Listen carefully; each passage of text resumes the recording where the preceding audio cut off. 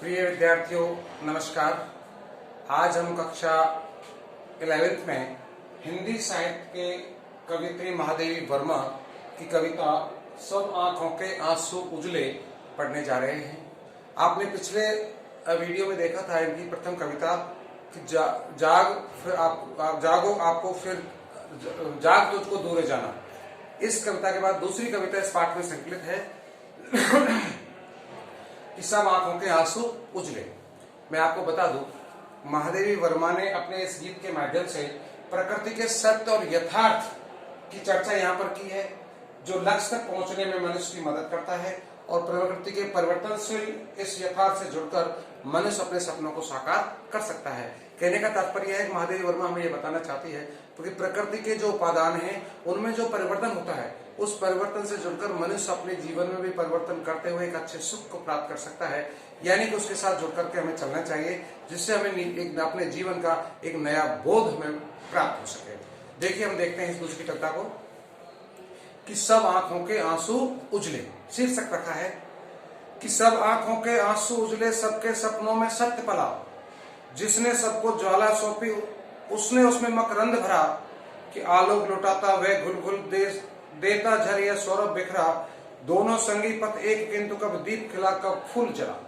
प्रकृति के यहाँ उपादानों को बारे में दो यहाँ वस्तुओं को प्रयोग किया है, एक तरफ दीपक और एक तरफ फूल या पुष्प। इन दोनों के बारे में किस तरह से महादेवी कहती है कि इन दोनों को बनाने वाला एक परमात्मा है, उसी ने इसको बनाया है, लेकिन इन दोनों की कार्य और इनकी कार्य करने की जो स्थिति है वो दोनों अलग है। कब दोनों एक दूसरे के कार्य कर सकते हैं अर्थात संभव नहीं है। कैसे? देखिए कि सब आंखों के आंसू उजले, सबके सपनों में सत्य पला। महादेवी कहती है कि हर एक इंसान कि उसके अपने आंखों में जो आने वाले आंसू हैं अर्थात वो सबके धवल होते हैं, श्वेत होते हैं, सफेद होते हैं। क्या वो आंसू में कोई परिवर्तन होता है? अर्थात नहीं। सबके समान होते हैं मनुष्य के, और सबके सपनों में सत्य पला। हर एक व्यक्ति के सपने या कल्पनाएं हैं जो सब अपने उच्चता को या अपने उत्थान की बातों को लेकर के चलते हैं, पतन की बात कोई नहीं करता। पर प्रकृति के जो तथ्य हैं उन दोनों को बताने का प्रयास किया है। एक पुष्प है और एक दीपक है कि जिसने सबको ज्वाला सौंपी, कि जिसने उसको ज्वाला सौंपे उसने उसमें मकरंद भरा, कि जिसने भी उस दीपक में ये संबोधन है कि उसमें जो ज्वाला सौंपी है, जो लौ सौंपी है, जो अग्नि सौंपी है, और उसी ने ही उस पुष्प में भी मकरंद माने फूलों का रस जो होता है वो भरा है। और आलोक लुटाता वह गुलगुल देता झर वह सौरभ बिखरा। और दोनों की स्थिति देखिए, दीपक चारों तरफ आलोक में प्रकाश देता है संसार में, और पुष्प या फूल जो होता है वो सबको सुगंध फैलाता है। चारों तरफ दोनों का काम एक है, दोनों अच्छे काम करते हैं, यानी दोनों का जो कार्य है वो सबको सुख पहुंचाने का है। दोनों संगी ये दीपक भी और पुष्प भी, पथ एक किंतु कब दीप खिला कब फूल जला। दोनों के दोनों साथ संगति है, सब दोनों का एक साथ। लेकिन आप ये बताइए कि कब तो फूल जला, अर्थात फूल कभी जलता नहीं है, खिलता है, और कब पुष्प खिला, दीपक जला तो दीपक कभी जलता नहीं है, वो खिलता नहीं, दीपक हमेशा जलता है। तो इन दोनों के विपरीत काम नहीं करते, अपने अपनी जगह पर रह करके अपने काम करते हैं और सबको सुख शांति पहुंचाने का काम इनके द्वारा होता है। अब मनुष्य किस तरह इनसे सीख ले, इनके परिवर्तन स्वरूप को समझे, और किस तरह अपने आप को ये जनता के हितार्थ अपने आप को न्यौछावर करके नष्ट कर लेते हैं, लेकिन दूसरों को परोपकार करते हैं, दूसरे के हित की बात करते हैं, दूसरों के सुख की बात करते हैं। आगे कहती है कवित्री कि एक वह अचल धरा को भेंट रहा, सत सत निर्जर में हो चंचल, चिर पर्दी बना भूखो घेरे इसका नित निर्मल करुणा जल, कब सागर उड़ पाषाण हुआ कब गिरने निर्मम तल बदला। दूसरे प्रकृति को उपादान लेते हैं यहाँ पर, एक तरफ पहाड़ एक तरफ सागर। सागर के बारे में कहा कि कवियत्री कहती है यहाँ पर कि वह अचल धरा को भेंट रहा, कि वह अचल पर्वत धरा पृथ्वी पर अपने स्थान लेकर के अस्थिर खड़ा हुआ है, कभी वहां से हिलता डुलता नहीं है। और सत सत निर्जर हो चंचल, और एक तरफ पानी जो सैकड़ों सैकड़ों झरनों से गिरता हुआ आकर के समुद्र में आकर के एकत्रित हो जाता है। यानी दोनों एक बह बह करके आकर एकत्रित होता है और दूसरा एक जगह स्थिर खड़ा हुआ है। अब कि चिर पर्दी बना भूखो घेरे, पहाड़ ने तो अपनी पर्दी बना करके चारों तरफ पृथ्वी को घेर रखा है, और उसका नित निर्मल करुणा जल, इस समुद्र के सागर के जल ने चारों तरफ से घेरा हुआ है, यानी पानी पानी है पृथ्वी के चारों, पर वो कभी अपने ऐसी कार्य नहीं करता पृथ्वी को डुबा दे। इस तरह कब सागर उर पर पाषाण हुआ, कब गिरने निर्मम तन बदला। यानी यहाँ पर महादेवी वर्मा ये बताना चाहती है कि कभी भी सागर अपना पत्थर का रूप धारण नहीं करता था, हमेशा वो द्रव्यभूत रूप में रहता है, कभी भी वो अपने रूप को बदलता नहीं है। और पहाड़ कभी भी सागर का रूप धारण नहीं करता, पत्थर जो उसके गुण है वो हमेशा अपरिवर्तनशील होते हैं।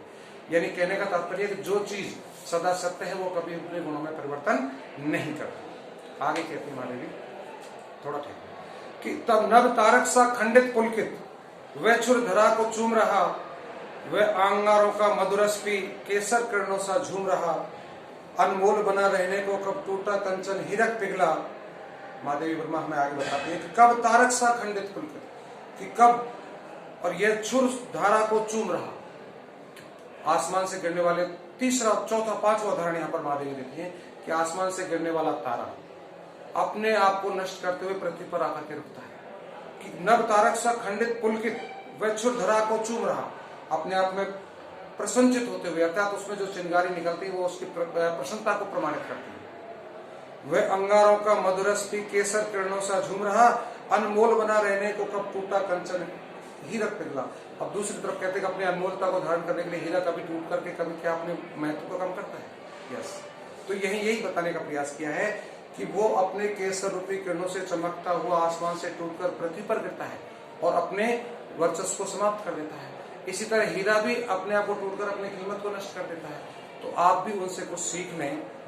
नीलम मरकत के संपुट दो जिनमें बनता जीवन मोती, उसमें ढलते सब रूप उसकी आभा स्पंदन होती। और प्रकृति को उपादान को देखिए आप, नीलम मरकत, नीलम से और मरकत बोलते हैं पन्ना को, कि पन्ना के दोनों संपुट मिलकर के, दोनों हिस्से मिलकर के जिसमें बनता जीवन मोती, एक मोती का निर्माण होता है।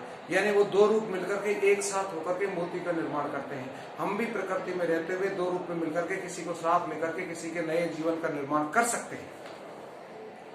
उसमें ढलते सब रंग रूप उसकी आभा स्पंदन होती, और उससे मोती की आभा यानी कि चमक सबको दिखाई देती है।